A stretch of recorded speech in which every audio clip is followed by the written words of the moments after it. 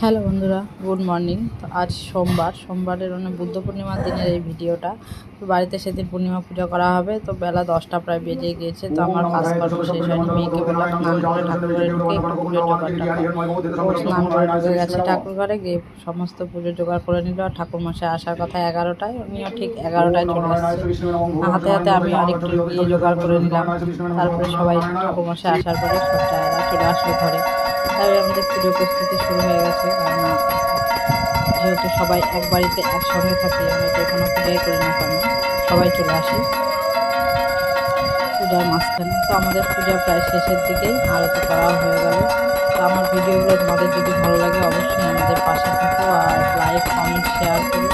আর অবশ্যই কমেন্টে জানিও কেমন হচ্ছে, কারণ ভিডিও কোয়ালিটি আমার খুব একটা ভালো না।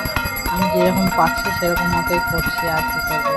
এই যে দেখো হাওয়া দিয়ে দিল ঠাকুরকে, আমাদের পুজোও কমপ্লিট হয়ে গেল। এখন মেয়ে একটুখানি ঠাকুর ঘরের ভেতরটা ভোগগুলো সব ভিডিও করে নিয়ে ঘরটা কিছুক্ষণের জন্য বন্ধ করে সবাই মিলে বসে গল্প করছিলাম। তারপরে সব প্রসাদগুলো একে একে বের করে দিলাম বাইরে, বদ্দি ফুলদি সর্দি সবাই মিলে প্রসাদগুলোকে এবার মাখামাখি করে বেড়ে দেবে। তারপরে একে একে সবাই প্রসাদ খেয়ে নেব আর কি। আর এই যে আমাদের গোপুসোনা, আমাদের ঠাকুরঘর দেখো, ভাঙাচোরা ঠাকুরঘর, এইভাবেই আমরা পুজো করি। আর কয়েকদিন আগে ভোলানাথের বাৎসরিক পুজো হয়েই গেল। আমাদের সব কিছু কমপ্লিট।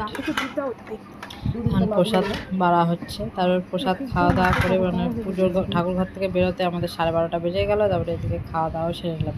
দুপুরে সেদিন নিরামিষ যেহেতু রান্না করেছিলাম একটা ঘাঁটি তরকারি, ডাল আর পাঁপড় ভাজা, আলু সেদ্ধ আর একটা শাক, এই দিয়ে খাওয়া দাওয়া করলাম। দেখা হচ্ছে পরের